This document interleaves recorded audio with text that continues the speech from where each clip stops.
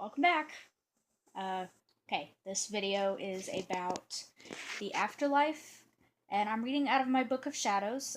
Most of the stuff in this Book of Shadows is right here. Sorry, my camera sucks. Anyway, most of the stuff in this was from my mother, that she kept and passed down to me before she turned Christian. So, this is literally what she has in here. But first, what I'm going to read to you is part of the history of what used to be. Let's see.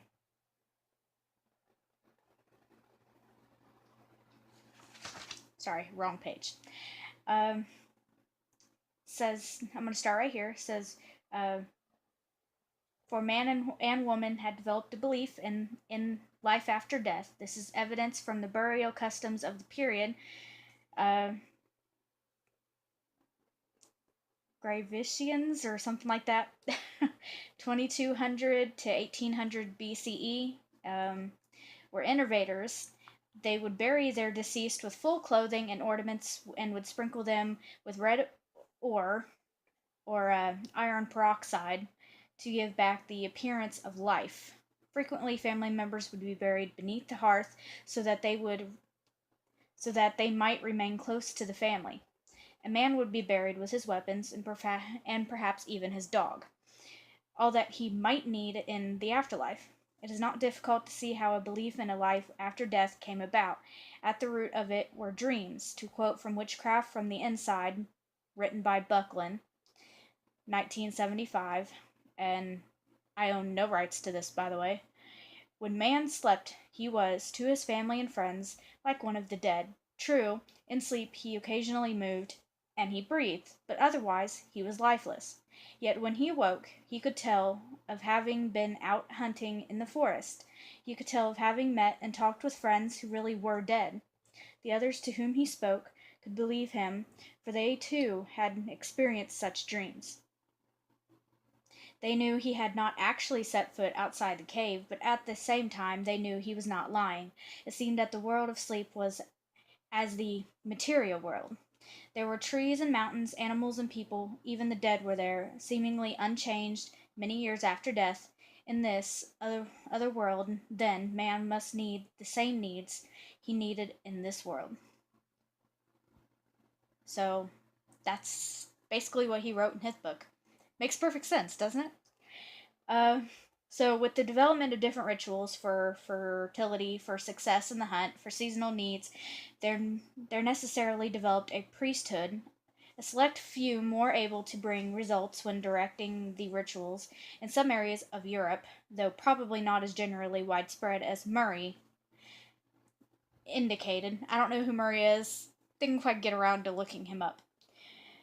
These ritual leaders or priests and priestesses became known as the Wicca, or the Wise Ones. In fact, by the time of the Anglo-Saxon kings in England, the king would never think of acting on any important matter without consulting them. The Council of Wise Ones, and indeed the Wicca did have to be wise. They not only led the religious rites, but also had to have knowledge of herbal lore, magic, and divination. They had to be doctor, lawyer, magician, and priest. To the people, the Wicca were... Holy crap, I can't even read that word. That's like a horribly long word. Anyway, they were like speakers between them and the gods. But at the great festivals, they also became like gods themselves. With the coming of Christianity, there was not the immediate mass conversation that is often suggested. Christianity was a man-made religion. It had not evolved gradually and naturally over thousands of years as we had seen that the old religion did. Not everyone believes this, so if I offend anybody that's Christian, don't take this into account. This is read off paper. This is not my opinion. Anyway, whole countries were classed as Christian when in actuality it was only the rulers who had adopted the new religion, and often only superficially at that. Throughout Europe, generally, the old religion, in its many and various forms, was still prominent for the first 1,000 years of Christianity. An attempt at mass conversion was made by Pope Gregory the Great. Gregory, sorry. He thought the only way to get the people to attend the new Christian churches was to have them built on sites of the older temples, where the people were accustomed to gathering together to worship. Wrong. Bad idea. Anyway, he instructed his bishops to smash any idols and to sprinkle the temples with holy water and rededicate them. To a large extent, Gregory was successful, yet the people were not quite as gullible as he thought. When the first Christian churches were being constructed, the only artisans available to build them were from among the pagans themselves. In decorating the churches, these stonemasons and woodcarvers were very clever in incorporating figures of their own deities. In these ways, even if they were forced to attend the churches, the people could still worship their own gods there. There are many of these figures still in existence today. The goddess is usually depicted as very much a for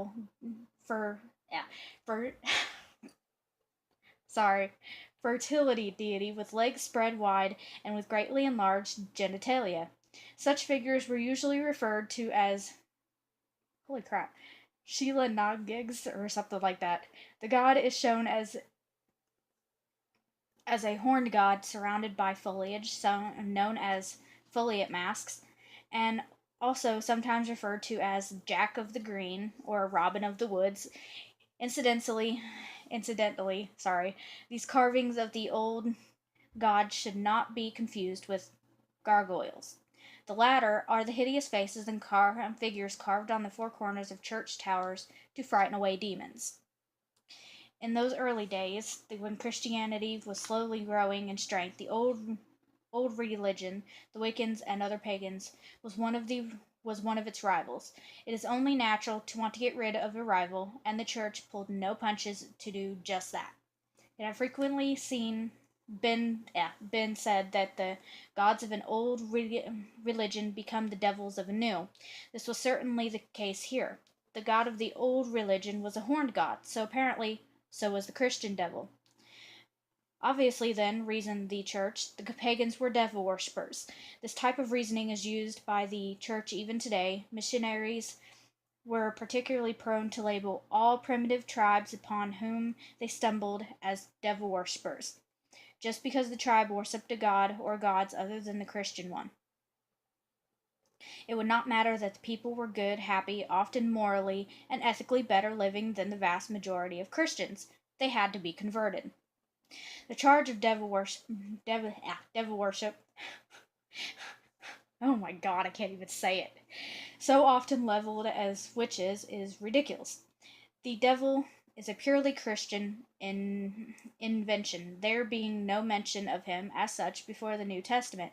In fact, it is interesting to note that the whole concept of evil associated with the devil is due to an error in translation. The original Old Testament Hebrew, ha Satan, and the New Testament Greek diablos simply mean opponent or adversary. It should be remembered that the idea of dividing the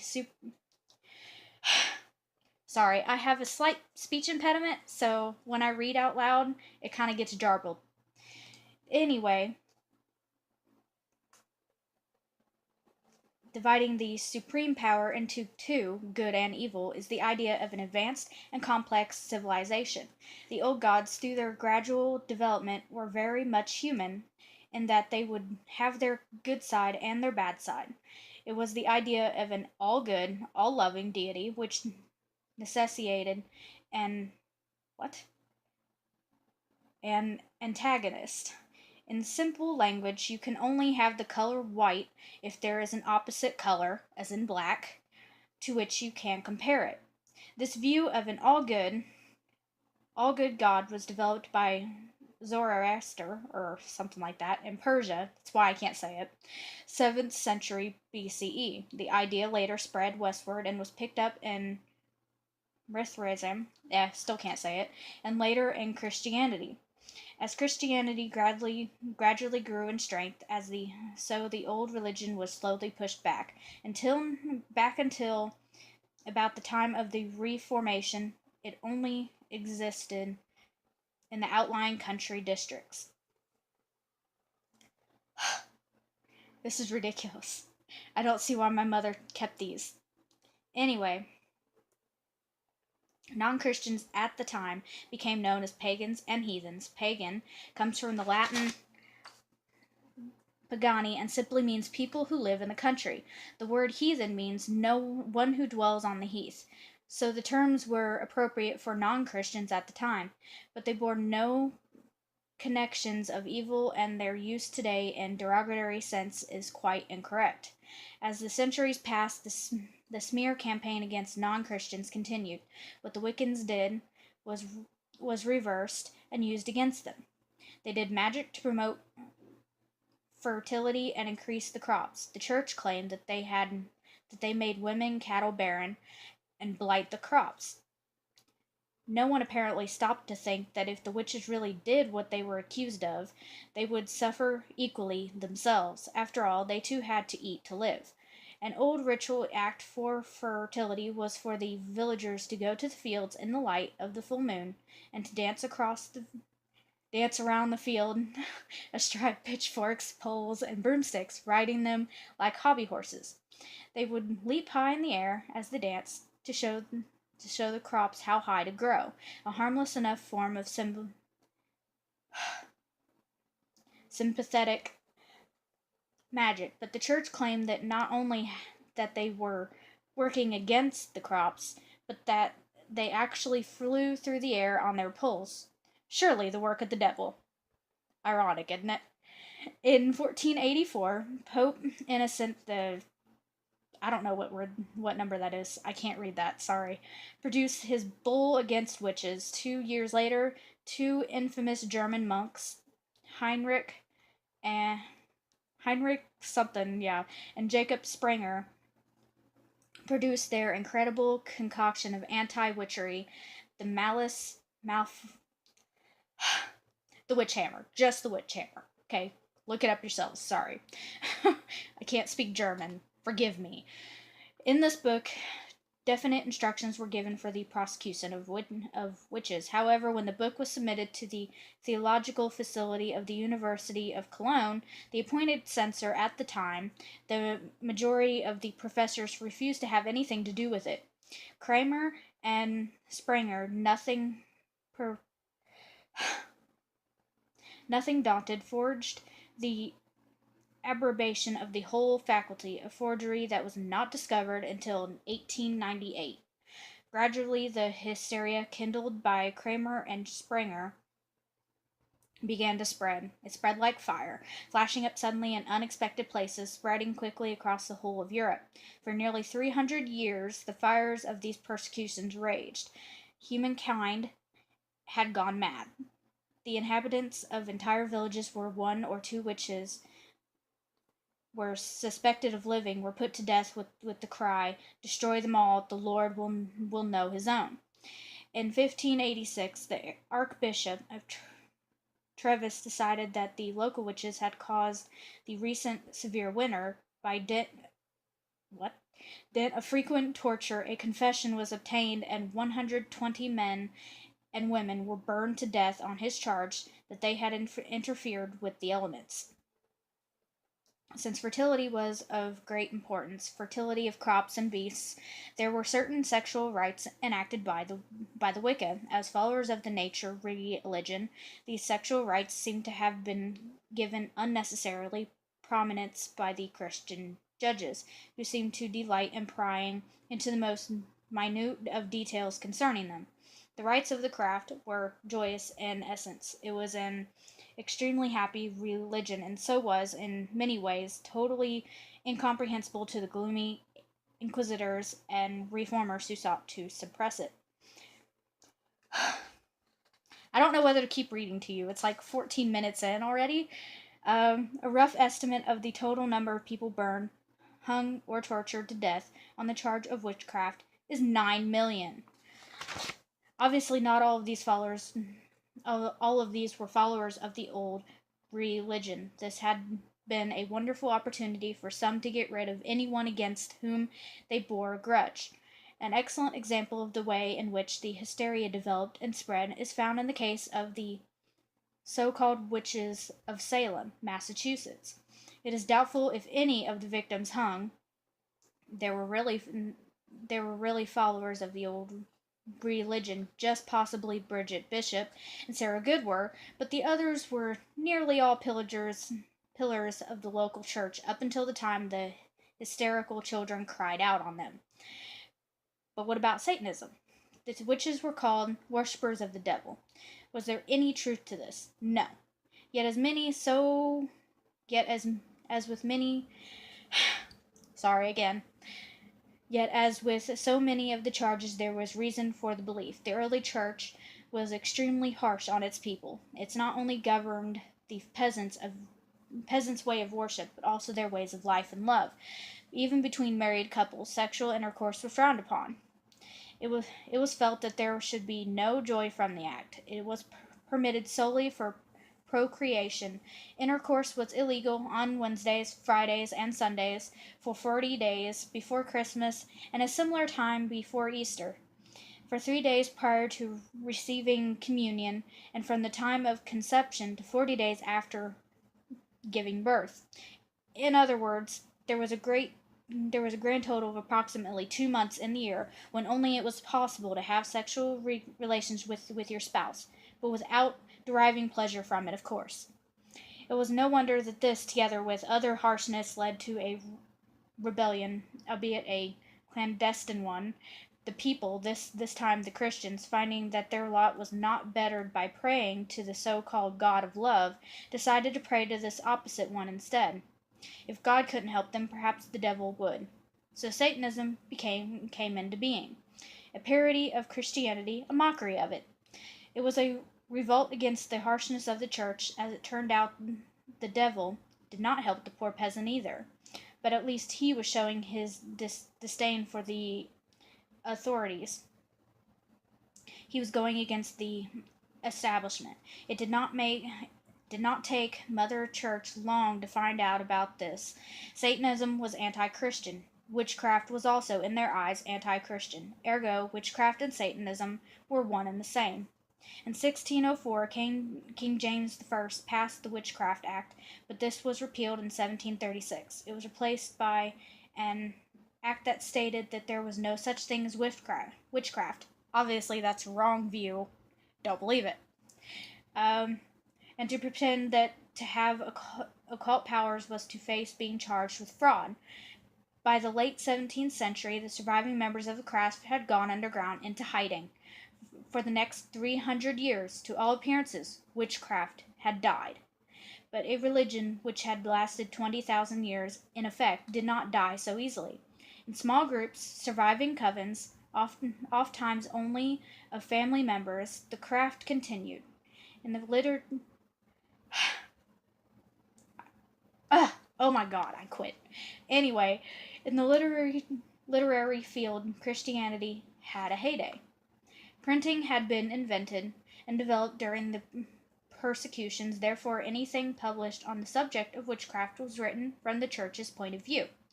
Later, actually that's where the whole one of the ideas of everything is printed by the victor.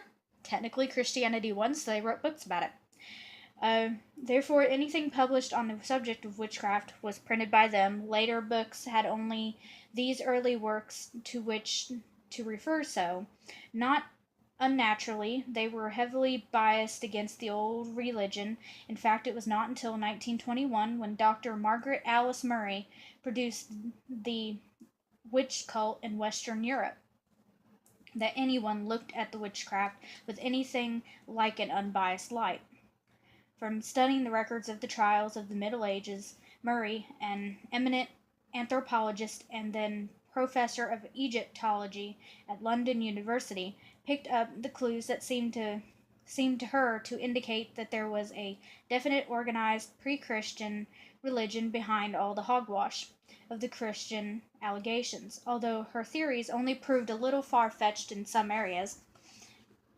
She did indeed strike some chords. Wicca was by no means as far-reaching and widespread as Murray suggested, nor was there proof of a direct, unbroken line of descent from the cave people, but there can be no doubt that it did exist as an indisputable, indisputable religious cult. If sporadic as to time and place, she enlarged on her views in a second book, The God of the Witches, in 1931. Okay, it says in England in 1951, the laws against witchcraft were finally repealed. This cleared the way for the witches themselves to speak up. In 1954, Dr. Gerald Gerald Gardner, in his book Witchcraft Today, said in effect, what Margaret Murray has theorized is quite true. Witchcraft was a religion, and in fact it still is. I know, because I am a witch myself. He went on to tell how the craft was still very much alive, albeit underground.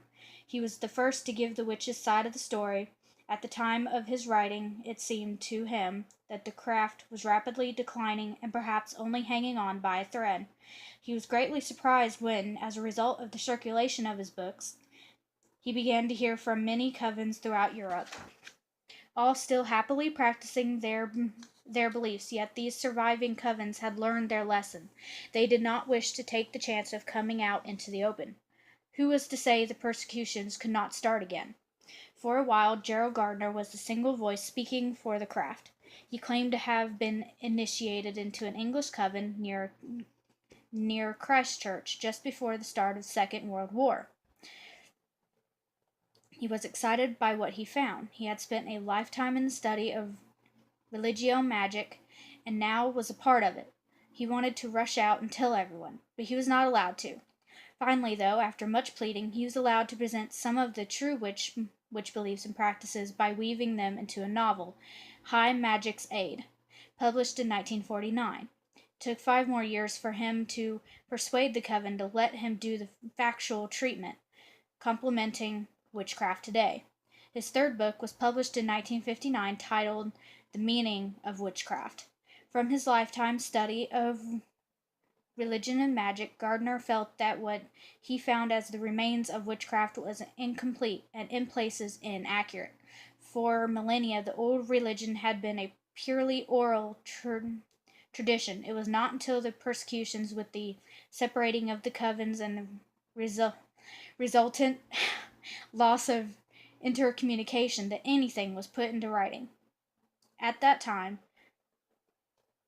when the witches were having to meet in the shadows, the rituals were finally written down in what became known as the Book of Shadows. So there you go. That's where the Book of Shadows came from. I'm not going to read anymore. Obviously, that's only a little history. I could read more. There's much, much more. Like pages upon fucking pages of more that my mother decided to print out. So what I'm going to read to you next is a bit of mythology, but I'm not going. It's about the whole idea of winter and summer being in play. I do believe, I think it's Greek. It might be, or I might be wrong. It might be Roman. I'm not entirely sure. A bit of mythology. Ceres is the Roman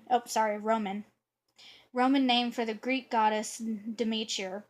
The introduction of the cult in Ceres in Rome dates back to the year 496 BC and seems to fall from the siege of the city by the Etruscans, while Rome was threatened with famine. For the Greeks, Ceres was the mother goddess of the earth. Seduced by Zeus, she had a daughter from him, Firstborn. Firstborn happily grew up among the other daughters of Zeus. But being extremely sweet and beautiful, her uncle Hades fell in love with her. One day, while Firstborn was picking flowers, the legend has it, it was I can't, Narcissus or something. The ground opened and Hades appeared and dragged her down into the underworld. Firstborn cried out as she disappeared. But while hearing her cry, when Ceres arrived to the place where there was no sign of Firstborn any more, for 9 days and 9 nights, Ceres wandered around the world with a lighted torch on either hand, looking for her beloved daughter. Only in the 10th day she met Helios, who sees everything, and he was able to tell her what had really happened. Ceres decided to abandon her divine role until her daughter was returned to her. Ceres' self-imposed exile from the divinities made the earth sterile, so Zeus ordered Hades to return Persephone. But that was no longer possible. During her stay in the underworld, Persephone had eaten a pomegranate seed which linked her forever to Hades. A compromise was reached by which Hades would return to Mount by which Ceres would return to Mount Olympus, and Persephone would divide the year, half with her mother and the other half in the underworld. This is why when Persephone leaves the underworld to be with her mother, the earth blossoms, bringing the spring and summer to the mortals as a sign of joy and of both deities. When time comes for Persephone to leave her mother for the underworld, autumn and winter cover the earth in sign of grief. Alright, so that's the end of it. Tell me if you want me to read any more, like start up from where I left off, as there is much, much more to read, and it's interesting, at least to me. I'm still not entirely sure if it's interesting to you, but if it is, please tell me and let me know in the comments below, and I will get around to actually reading it for you. So, it's not copyrighted so far from what I've seen. Just in case it is, I own nothing. I did not write this. I only printed it off. I own nothing of anything I've just read. So, take that as a disclaimer, whoever was watching this video. So, I guess, bye.